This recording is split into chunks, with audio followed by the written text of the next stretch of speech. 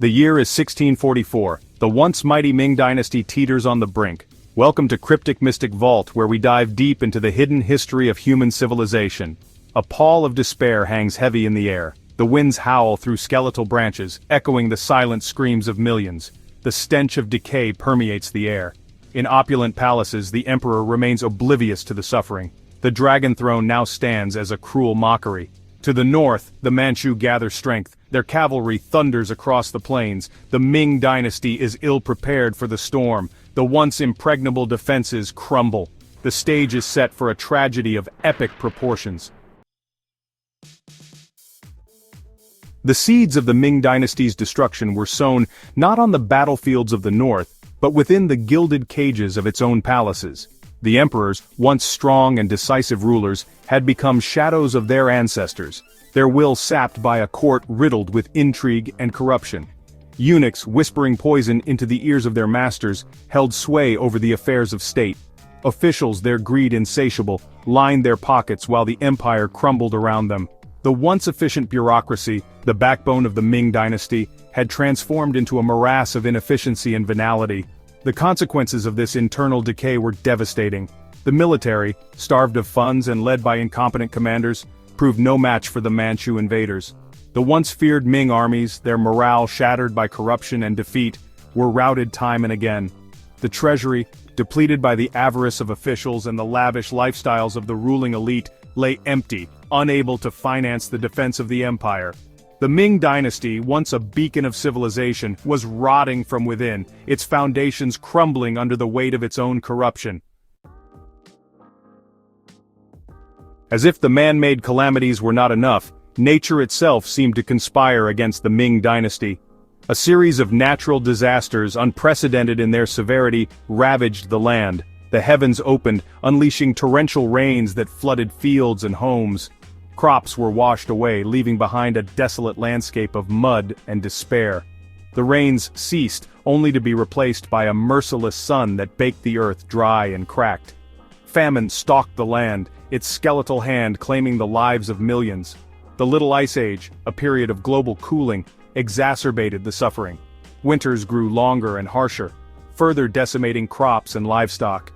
The once predictable monsoon cycle, the lifeblood of Chinese agriculture, became erratic and unreliable. The delicate balance between man and nature, carefully maintained for centuries, had been shattered. The people, their faith in the emperor and their god shaken, cried out for deliverance from the seemingly endless cycle of misery, but their pleas fell on deaf ears, lost in the din of courtly intrigue and the clamor for power.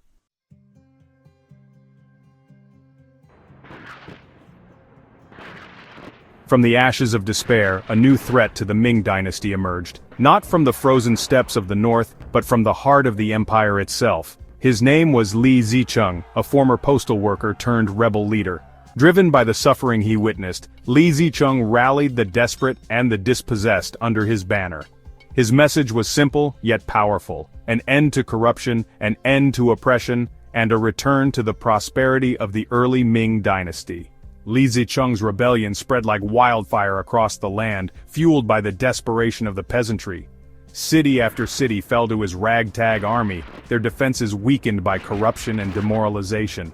The Ming Dynasty, already reeling from natural disasters and Manchu incursions, was ill-prepared to face this new enemy from within.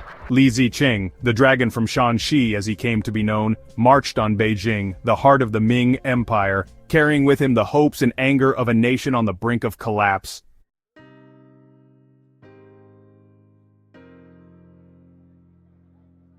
The year 1644 marked a turning point in Chinese history. Li Zicheng's rebel army, having swept aside all resistance, arrived at the gates of Beijing. The Chongzhen emperor, his reign marked by incompetence and misfortune, was a prisoner in his own palace. Desperate to save his throne and his dynasty, the emperor turned to his most trusted general Wu Songui for help.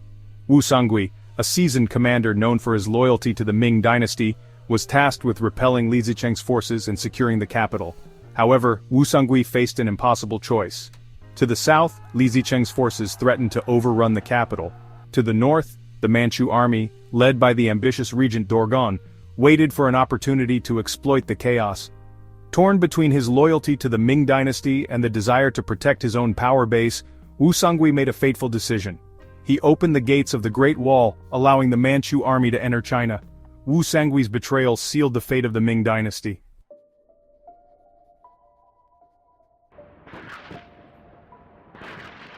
With the fall of Beijing, the Ming Dynasty breathed its last.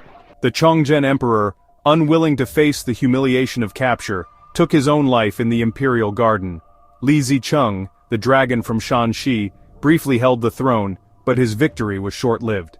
The Manchu army, allied with Wu Songui, crushed his forces and seized control of the capital. Thus began the Qing dynasty, a new era in Chinese history. The fall of the Ming Dynasty was a tragedy of epic proportions, a cautionary tale of corruption, complacency, and the fickle hand of fate. It serves as a reminder that even the mightiest of empires are not immune to the forces of history. The Ming Dynasty's legacy is a complex one, a tapestry woven from threads of innovation, cultural brilliance, and ultimately, tragic downfall. Yet, from the ashes of the Ming Dynasty, a new China emerged, one that would leave its mark on the world for centuries to come.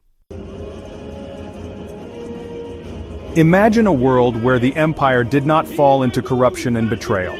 The dynasty, instead of crumbling, would have ushered in an era of unprecedented prosperity and technological advancement. Trade routes would have flourished, connecting distant lands and cultures. The arts and sciences would have seen a renaissance with innovations that could have propelled humanity centuries ahead. Political stability would have fostered peace, reducing the frequency of wars and conflicts. This alternate history would have shaped a world vastly different from our own, where the legacy of the empire would be one of enlightenment and progress, rather than ashes. In this imagined reality, the Ming Dynasty would have stood as a beacon of human potential, a testament to what can be achieved when wisdom, integrity, and vision guide the course of history. The grandeur of its cities would have rivaled the wonders of the ancient world, and its influence would have stretched to the farthest corners of the globe. As we ponder this alternate path, we are reminded of the delicate balance upon which the fate of civilizations rests. The choices of leaders, the spirit of the people, and the unpredictable twists of fortune all play a part in shaping our world. While we cannot change the past, we can learn from it, striving to build a future that honors the lessons of history. The Ming Dynasty's story, both real and imagined, serves as a powerful reminder of humanity's potential for greatness and the ever-present challenge of safeguarding it.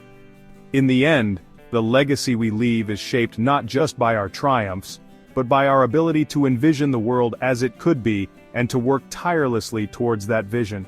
And so, from the legacy of ashes, we also glimpse the flicker of a brighter dawn, a whisper of what might have been, and a call to create a future worthy of our most profound aspirations.